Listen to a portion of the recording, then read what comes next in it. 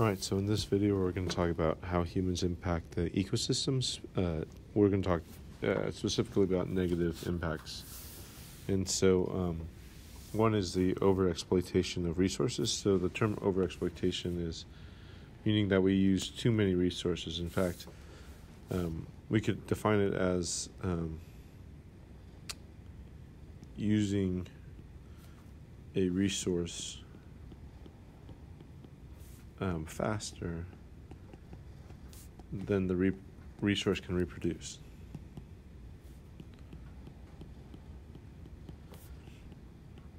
So in our activity yesterday, we in our first situation we overfished, right? And so that is an example of overexploitation.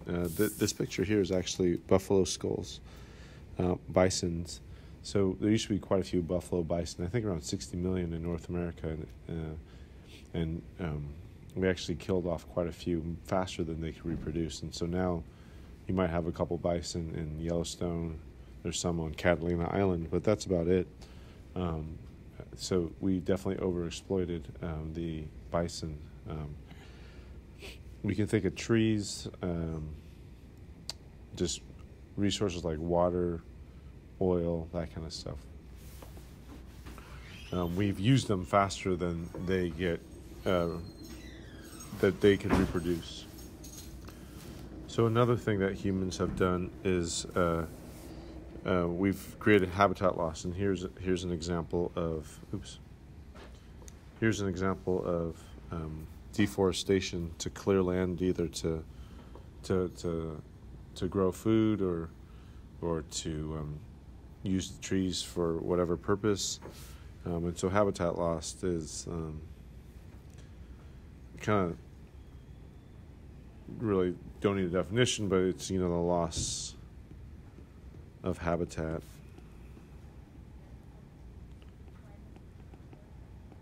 And it's usually in order to mine a resource, so to get a resource.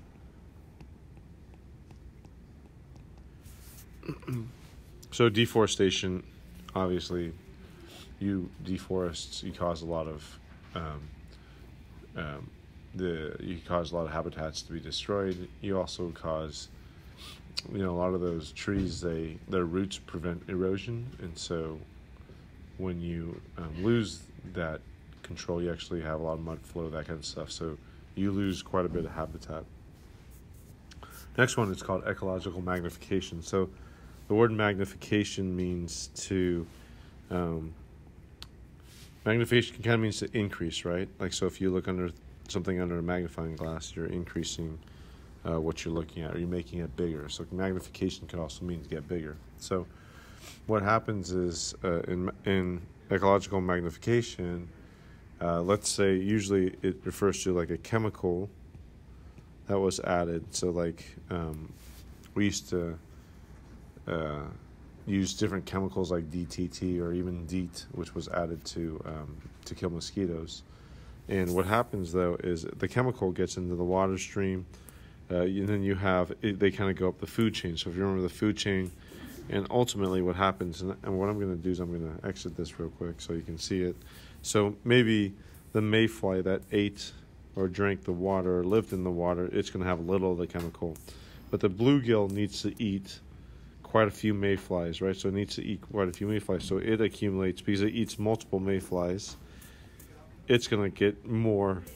And then a bass who eats the bluegill, it needs to eat multiple bass, so it has even more of the chemical. And then humans who eat the bass, like if you eat bass, you're going to accumulate more because you're going to probably eat multiple bass. And so what happens is it's magnified.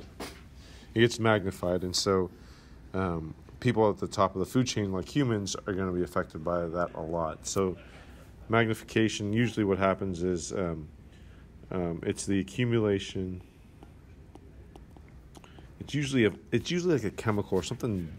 It's usually bad, so we can say chemical or pollutant. All right, take it right.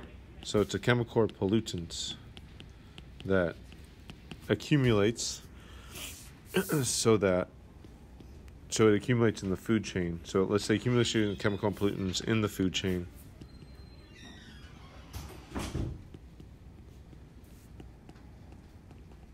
so that Sorry, it took long. He was feeding the snake. So that the top consumers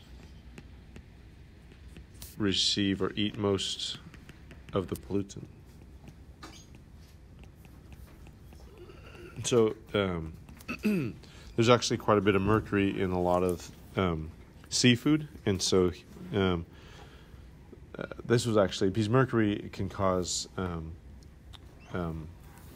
like brain damage in young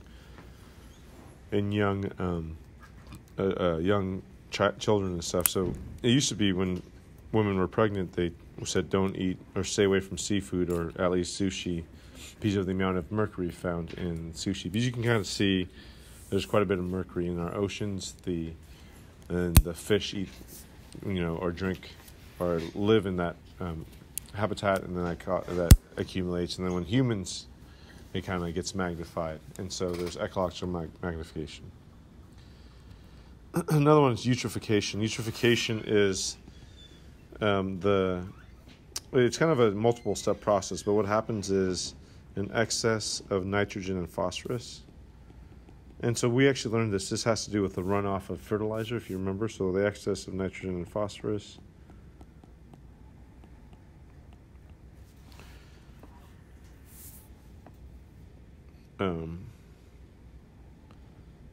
It basically runs off, and then what it is, it accumulates.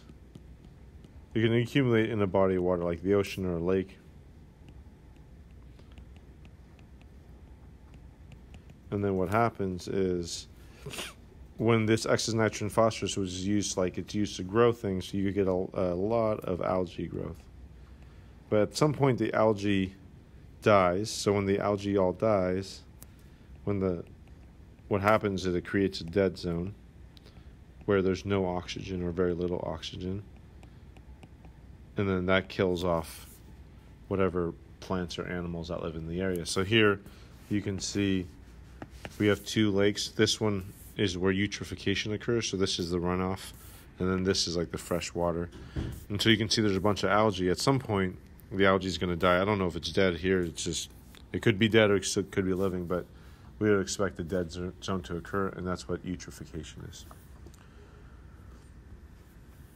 And the last one is the introduced or invasive species.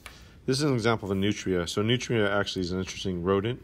It was actually raised on farms because people liked its skin or its fur. But what's interesting about nutria is it's a herbivore. It eats only producers, but it eats a ton. It eats about a quarter of its weight every day, and so that's pretty impressive. If you're a 100-pound person, that means you would be eating 25 pounds of whatever food each day. But what it does is when it gets loose, it just eats all the crops. It eats it kind of goes through everything and eats like crazy. So it was found in the South. It's actually from South America, but somebody let it loose in California, and so now we have a problem. But introduced species is basically a non-native species. And usually what happens is they cause competition for native species, and usually they don't have any predator or anything like that, so we can't get rid of them, and so they can force out the native species that are originally from in California. They're introduced for different reasons, but once they're introduced, oftentimes they kind of go crazy, like the nutria here. We'll just talk about use of resources. So we want to get to a point where you start using renewable resources. So renewable resources are resources that are replaced or that can easily be replaced. So, for example, renewable resources for energy would be like sun, wind, even water. You can have turbines that are in the ocean, or even you can dam rivers, and then once you let the water out, it could turn things that cause electricity, just like wind turbines, that kind of stuff.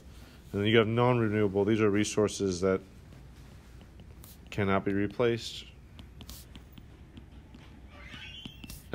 or take a long time. So take multiple generations to replace. So you can think of like oil and coal and that kind of stuff. Those are examples of non-renewable. So it's not like you can't get more oil, but it takes a long time for like fossils to degrade and get compacted, and so it takes like hundreds and hundreds of years to restore. And so the idea here is eventually we want to get to all renewable, because these are things we can just keep on using and not have to worry about using them all up. All right, so hopefully you've taken notes on this. I think you were supposed to do this. Let's see. You were supposed to do this on page... Let me go back. So here's your table of contents. So this should have been done on page 45. Not 45, 46. You will now go and get one stamp from one of the TAs. And then you have two things to work on. First is finish the lab. And that is the lab that we did yesterday. Turn that in on Google Classroom, and then finally work on the study guide, which is due on Wednesday. All right, thanks.